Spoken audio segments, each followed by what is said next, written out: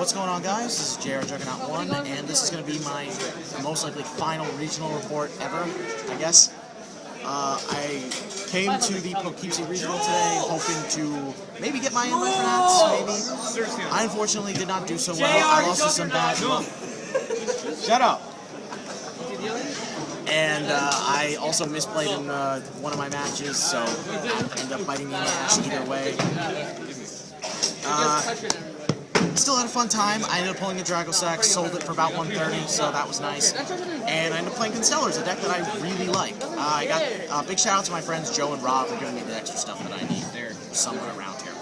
Yeah, without further ado, let's get to the deck, because I don't want to spend too much time talking about this. 3 Sheratan.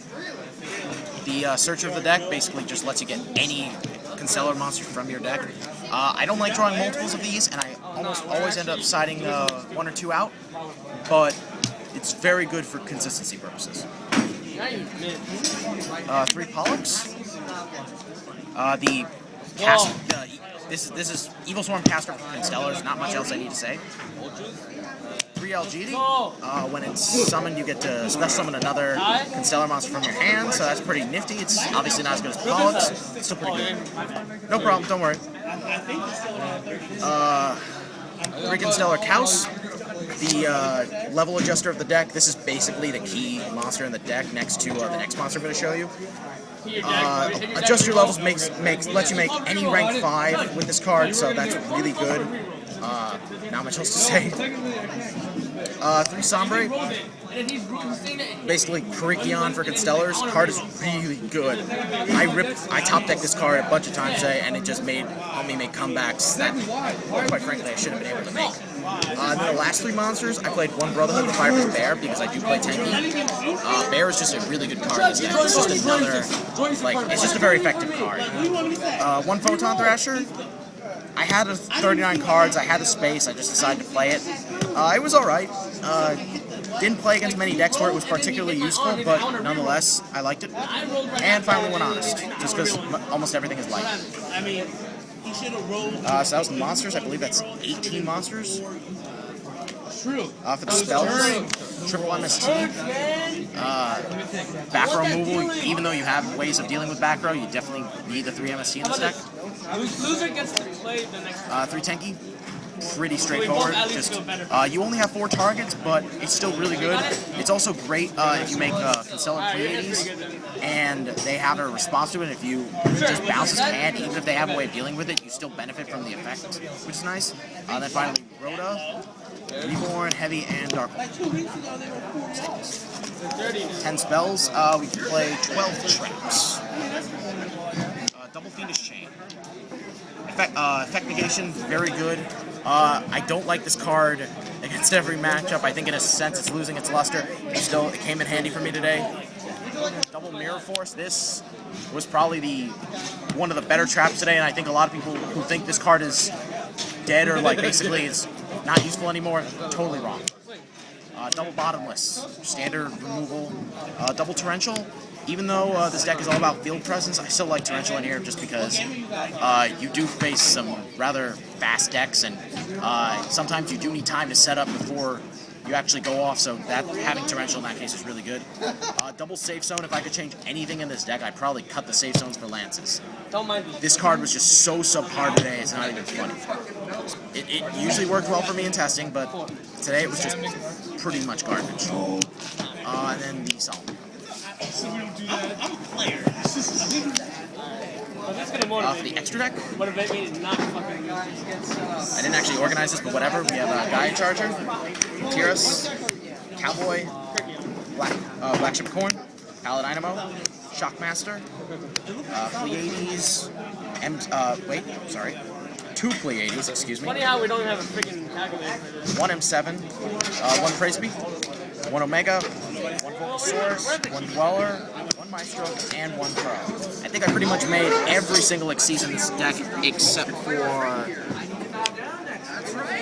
these 4 at least once, and that was just because there was never a situation that came up when I really needed them. Now the interesting part of the deck, probably the most interesting part of it at least, the side deck.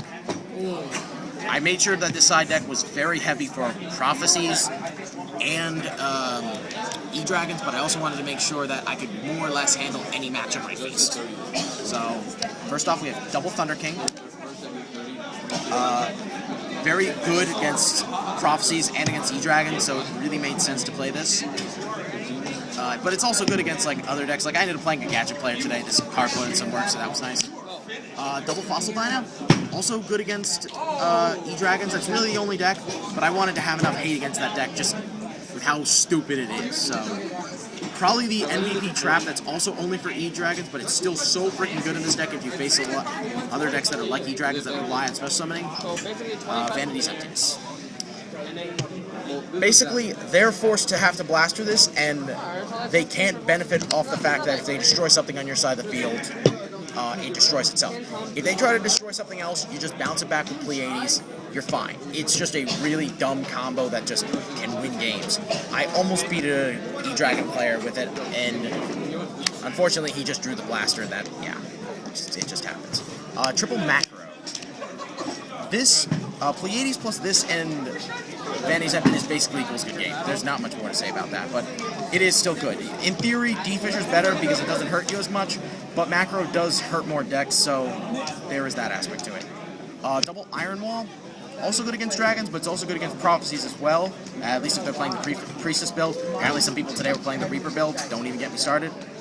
And last but not least, Triple Mind Crush, just for... Actually, I sided this a lot today. This can really be used against a lot of different decks. I sided against an Evil Swarm Fist player. I never just go with it. Gadgets. And Mermails, I think, as well. Yeah, it's just an overall good card. Why no goes a match? Because the only deck that I think I really felt goes a match was good against was E-Dragons. And you have so much hate against that deck that's better that you're just better off siding other things. At least, like, you know, Imperial Iron Wall is also good against Prophecies. Vanity's Emptiness can potentially be good against other decks, but it's also just really hard to play around. Like, there's just better stuff to side. Pretty good. So, yeah, I ended up going 4-4 today. It is what it is. I still had fun, and I'm still just probably going to play this deck for the rest of the format for fun in my locals. I'm kind of bummed, but you know what? I'm just trying not to be. You know, it's Yu-Gi-Oh! This happens. But, yeah, big shout out to James for being so nice enough to be my cameraman. Do you have any more questions? Or? That's it. Alright. Alright, so that's it, guys. See you.